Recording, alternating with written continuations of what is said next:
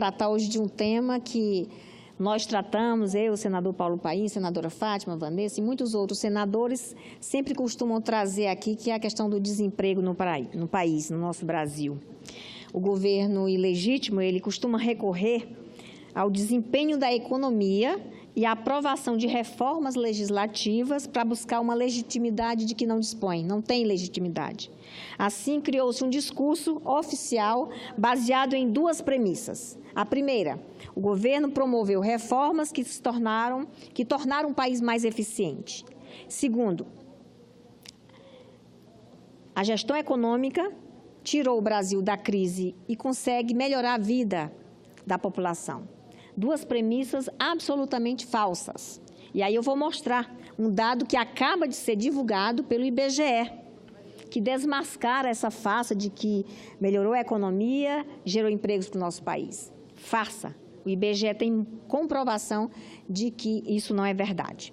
Um termômetro eficiente para medir a recuperação da economia, o índice de emprego, se reduziria caso a estratégia do governo atual fosse bem-sucedida. Acabamos de constatar que ocorre justamente o contrário. Com o fim dos contratos temporários no começo do ano, a taxa de desemprego no trimestre encerrado em janeiro ficou em 12,2%, aumento de 0,4 pontos percentuais, após atingir 11,8% no último trimestre de 2017, revela o IBGE. No primeiro mês deste ano, o total de desempregados no país foi de 12,7 milhões de pessoas. A reforma trabalhista está em vigor há meses, destroçou as conquistas sociais consagradas na CLT. Foi defendida pelo governo sob a alegação de que recuperaria o nível de emprego e ofereceria crescente oportunidade de trabalho. Como se pode constatar pela pesquisa, nada disso ocorreu, senador Paulo Paim. Nada disso ocorreu. É possível, para os defensores da reforma, alegar que, normalmente, nesta época, há a demissão de funcionários temporários que foram contratados para o Natal, principalmente no comércio. Portanto, a elevação na desocupação no começo do ano tende a ser pontual e não significa piora na situação do emprego. A afirmativa se revela falsa também, na medida em que não se compara janeiro de 2018 com dezembro de 2017, mas janeiro de 2018 com janeiro de 2017. A evolução positiva seria necessária para se confirmar a argumentação oficial. Pior ainda, senador Paulo Paim, os dados comprovam que o nível de subocupação é elevado e que está demorando a diminuir esse nível de desocupação. A taxa média de subutilização da força de trabalho no ano de 2017 foi de 23,8%, ou seja, faltou trabalho, em média, para 26,5 milhões de pessoas no ano passado, segundo os dados do IBGE. 26,5 milhões de pessoas no ano passado, segundo os dados do IBGE. Faltou trabalho para essas pessoas. Senhor presidente, as informações do IBGE mostram que o desemprego não está diminuindo.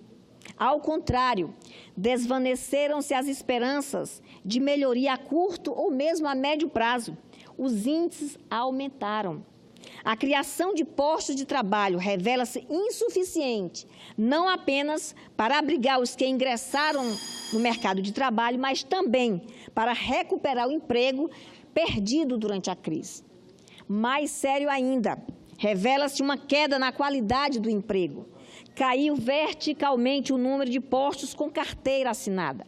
Em contrapartida, cresce a quantidade de pretensos microempresários individuais, na realidade desempregados, que a falta de colocação formal apelam para o bico. Em resumo, a chamada reforma trabalhista teve efeito contrário ao prometido pelo governo. A queda do desemprego, que indicaria a recuperação da economia, simplesmente não ocorreu.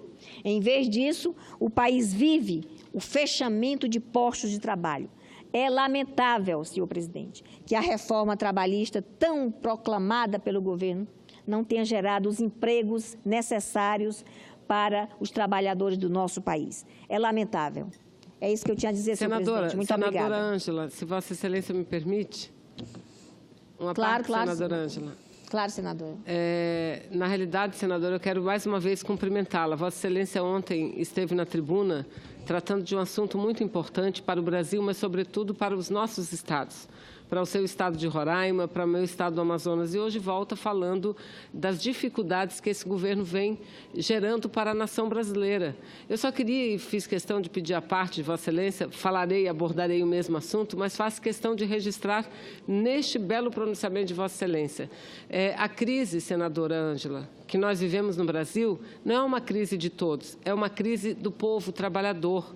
Mulheres e homens simples, humildes, porque o balanço do resultado dos bancos foi publicado agora há poucos dias. E o que mostra o balanço? O que mostra o balanço? O que aconteceu, senadora Ângela?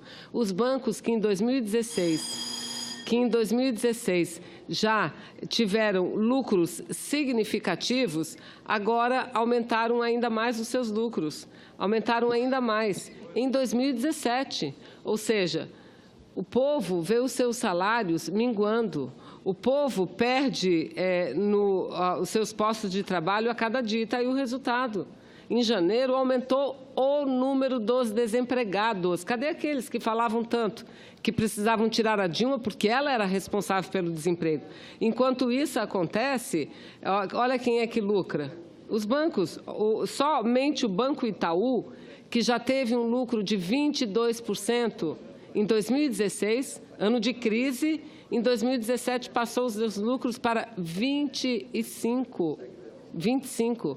Isso é extremamente grave. Então, eu cumprimento a lucidez de Vossa Excelência e a forma simples como Vossa Excelência se dirige e fala ao povo brasileiro.